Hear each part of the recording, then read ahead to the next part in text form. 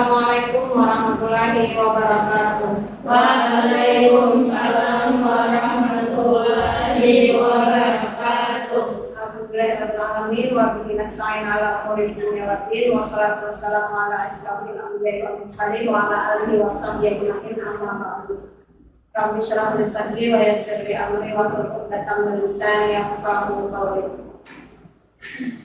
Oke, hari ini teman-teman kita akan membahas di psikologi pendidikan Islam. Materinya ini memahami emosi dari perspektif sains dan Islam. Satu dulu. Punya HP semua? Ya, punya HP. Buka aplikasi WA. Oke, sebelum membuka WA, mari kita awali perkuliahan kita dengan bacaan Al-Quran Al-Fatihah. Semoga apa yang diusahakan hari ini menjadi nilai ibadah ilah agar Nabi Muhammad SAW. Al-Fatihah. Oke, sudah WA-nya dua? Nah, sekarang saya lihat teman-teman satu absen ya. Mau dari sebelah kanan Rara, Putri, selanjutnya apa dari Fatimah sampai selanjutnya, silahkan tuliskan, gambarkan emoticon yang paling sering kalian tulis, paling sering dikirimkan. Oke, kakak-kakaknya sudah siap, Vera?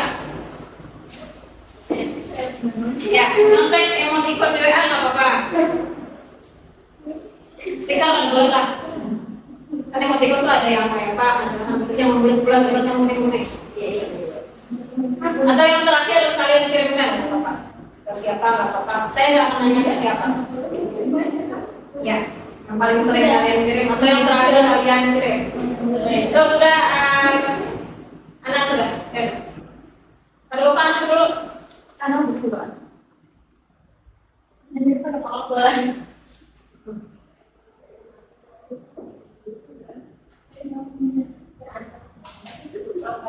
Oke, masih ada lagi Putri.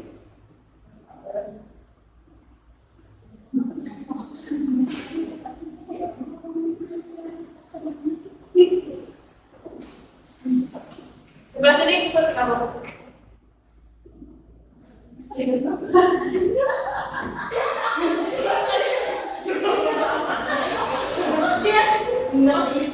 Mantap ya. Ya. Oke, next. Kemudian sama kamu apa? Yang berjodoh, sangat tetap. Untuk berjalan nanti persepsi ini. Persepsi lain apa? Jadi harus dulu di saya mereka menjadi emosi.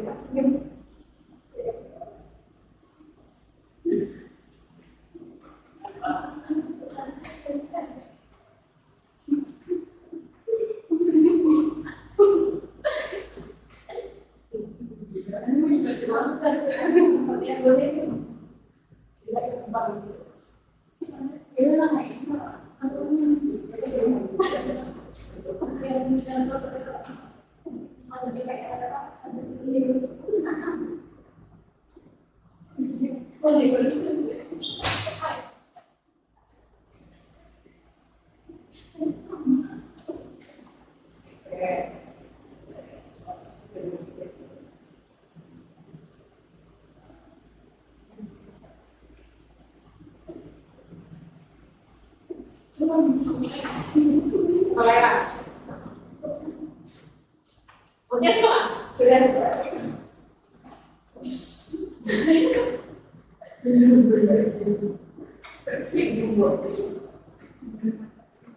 Oke, terima kasih. Oke, kita akan membahas nih pembelajaran hari ini. Teman-teman akan mengenali, memahami bagaimana kita memposisikan emosi dalam kehidupan, sampai nanti dari aspek fisik sama biologisnya kayak gimana. Terus mengenali cara misalnya Rasulullah dalam mengelola emosi. Nah, tadi kan banyak nih beragam emosi ini. Siapa dulu?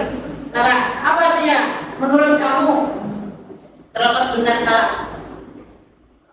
Kalau tidak berlebihan. Terlalu benar. Nah, kalau berlebihan, persepsi Senyum aja. Banyak motivasi senyum, kenapa pilih kembali? Bercanda main. Nih, di sana siapa tadi? Apa mau? Saya lagi di sini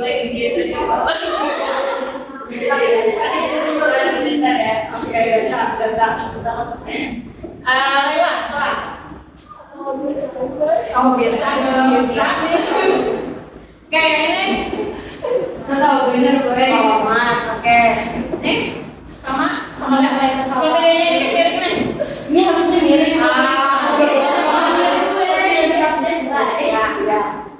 bedanya main ini banget ini sedang miring nih iya ayo pemain oke sama Rodine sama juga tapi jangan aku beda tafsiran oke beda tafsiran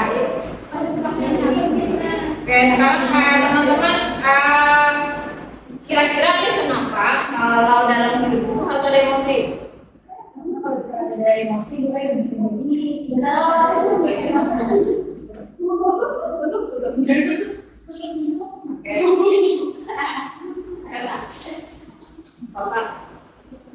kenapa bilang ada emosi? Karena bisa jadi kita akan bisa mengekspresikan perasaan kita. Oke, ekspresi perasaan yang lain. Kalau ada emosi mungkin kayak terlalu dekat, terlalu dekat. Yang lain apa?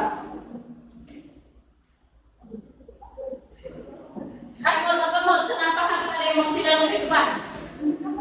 Mungkin kalau ada jadi emosi itu ada mengekspresikan perasaan kita. Oke, berarti sama kayak rasa, perasaan. Betul. Kenapa emosi itu penting? Untuk melakukan istirahat. Mengeluarkan istirahat. Oke. Berapa?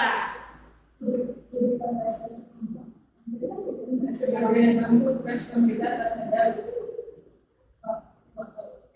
ada respon yang belum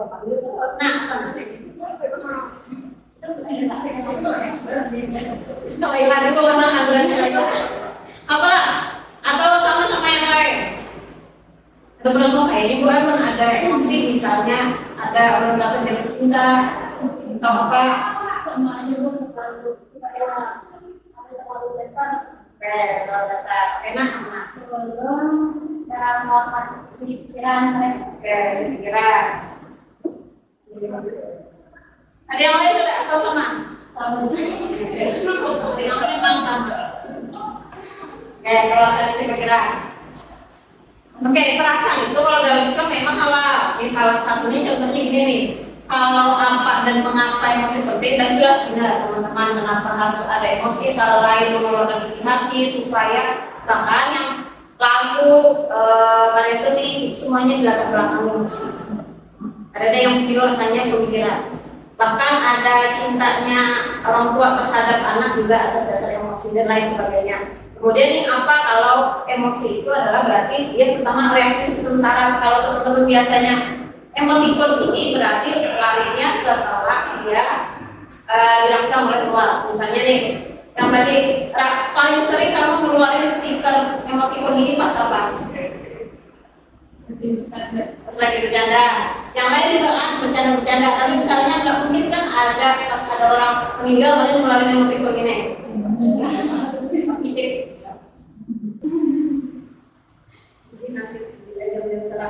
Jadi silakan tuliskan satu rutinitas atau satu syariat di agama yang membuat kalian jadi kalem. Kalau ada agama atau tenang atau apapun atau menurut kalian itu jadi healing atau selama ini ternyata tidak healing melakukan syariat agama ada apa ya ajaran agama boleh apapun boleh misalnya ajaran boleh rutinitas ritual boleh yang tujuannya bahwa kalian diajari di agama gitu. Oke. Ayo lah, Tara dan ayo lah. Apa bebas tidak harus oh saya di agama saya sudah tidak ada nggak apa. Bisa jadi ajaran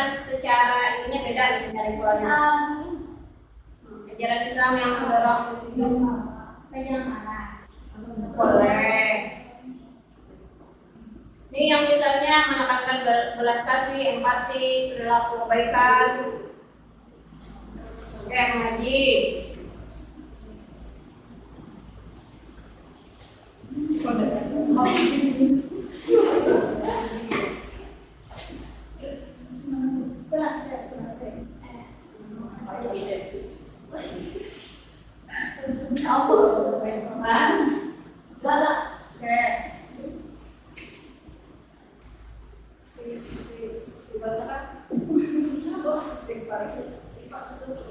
Oke, ada yang lain? Ya masa ajarannya sempit ini aja.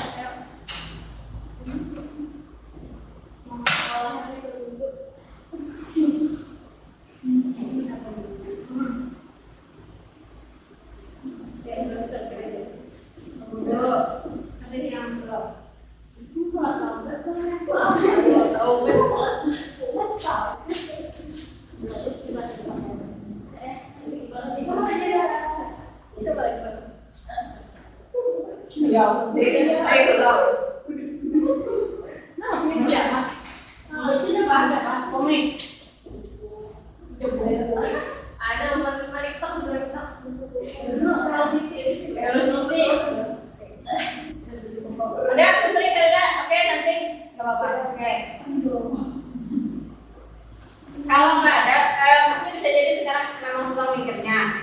Kalau teman-teman yang ada mengaji, mengucapkan istighfar, berdoa, membaca buku dan lain sebagainya, ada nggak teman-teman misalnya pas lagi sholat, sangat membantu nggak? Jadinya lagi marah atau selama ini ada pula itu kalau marah marah sholat jalan banget atau pernah ketika pas lagi marah sholat. Lah, terus tapi apa menurutmu ketika sholat itu yang diajarkan lah? Selain menggugurkan kewajiban, apa menurutmu sholat? Ada nggak? Melatih hati untuk tidak lalai. Oke. Disiplin berarti ya. Ini berbicara siapa? Apa bicara apa? Dibicarakan masalahnya. Mengkomunikasikan gitu ya. Mengkomunikasikan maksudnya. Komunikasi wali benda. Iya, dibicara. Kalau itu kan ada orang. Iya, betul. Baca buku. Ini pengalamannya boleh kamu baca buku. Masih walaupun cerita. Kamu mau membaca buku ini lintas Islam atau ada? Iya, masuk. Oke. Buku apapun. Berwudu, siapa wudu tadi? Kenapa? Dari ketika emosi itu bu, anu tuh sayang gara-gara tuh, jadi asal minta buku. Oke, ada. Mengucapkan istighfar sama kan, misalnya kalian lagi suntuk banget, lagi misalnya pulang nih, panas banget katanya, udah berlaku seperti Indonesia keramas, biar kepalanya agak dingin. Karena memang kenapa jadi panas, karena selain suhu udara, karena memang seorang yang bekerja keras. Makanya, ya silakan. Kemudian ada mengaji, siapa tadi mengaji? Kenapa mengaji? Sholat dulu ya? Oh, lain. Kenapa? Minta ketenangan, doa. Sering nggak kalau lagi suntuk, lagi apapun sholat? Iya. Kenapa? Naruh nggak? Oke, berarti yang mengaji apa? Ngaji kamu gimana ngajinya? Maksudnya ada teknik tertentu kan ketika lagi galau bagus mengajinya? Jadi harus ada amalannya, maksudnya ada yang menghafal misalnya secara penting kan, tapi dengan Sebukanya. jadi kadang-kadang pas lagi maraton mengucapkan kata-kata tapi dipaksa. Oke. Ini banyak penelitiannya sebenarnya. Jadi ternyata teman-teman yang dilakukan teman-teman ini salah satunya ritual menenangkan sistem saraf. Pernah dengar? Namaste. Yoga. Yoga. Ya sekarang lagi tren mindfulness mindfulness sudah kita kesadaran penuh apa yang terjadi di sekitar. Misalnya kalian mendengar suara angin, tidak mendengar suara yang berisik di kepala, perasaan angin, mendengarkan suara apa aja yang ada di sekitar. Oh, ternyata ada suara segini, ada suara kipas angin, ada suara orang lain di jalan. Kemudian melihat, nih mindfulness salah satunya gitu. Nah, salah satunya adalah sholat lima waktu. Banyak juga yang meneliti ternyata menggerakkan gerakan sholat, walaupun tidak bisa sama dengan mindfulness sama sholat. Karena ulama kalau sholat tadi kan sudah mindful. Karena ternyata dalam kenapa sholat urutannya begitu, kenapa gerakannya begitu, ternyata ada sistem saraf yang memang harus dilonggarkan. Makanya dinyatinnya 5 kali sehari. Bagi yang perempuan nanti ada masa-masa misalnya menstruasi karena memang harus diistirahatkan. Jadi kadang ada yang istilahnya istilah utama ajaran ini nggak ada yang akhirnya bersifat itu membuat tambah susah. Kemudian tadi ada yang sholat ketika punya masalah atau teman-teman kan tidak dilarang menangis. Ada makhluk nangis ketika sholat boleh nangisnya bukan main, nggak berubah. Jadi bukan pada fokus ke orangnya, tapi kalian merasa setelah orang mengucapkan apa. Kalau misalnya saya bilang, Pak saya tersinggung karena kamu mandangnya gini, kan seakan-akan pandangan orang keliru. Jadi sendiri tadi memandang ke saya bukan ada niat apapun. Jadi bisa olahraga itu ternyata membantu hormon stres yang mereduksinya jadi sehat. Makanya di dalam Islam kan yang muslim yang kuat lebih baik daripada muslim yang lemah.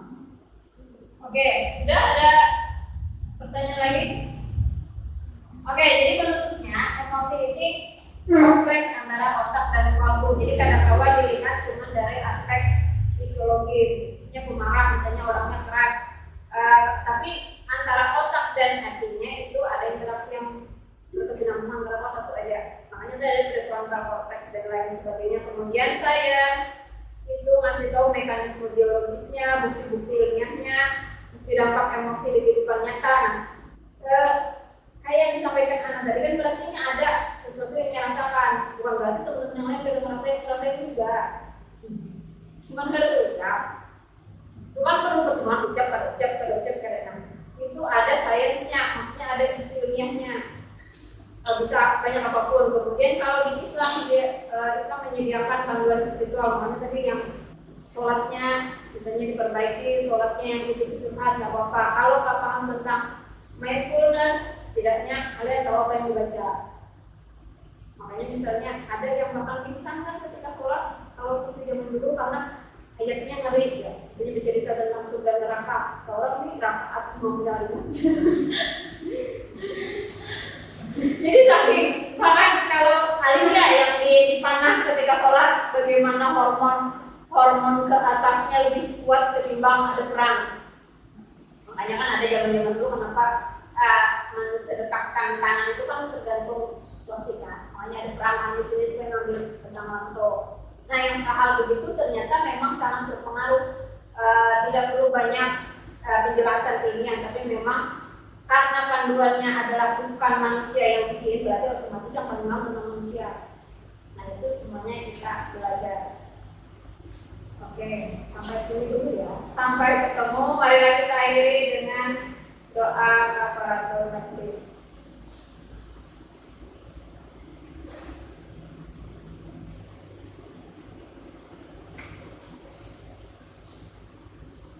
Oke, sampai jumpa di perkuliahan berikutnya. Wassalamualaikum warahmatullahi wabarakatuh. Waalaikumsalam warahmatullahi wabarakatuh.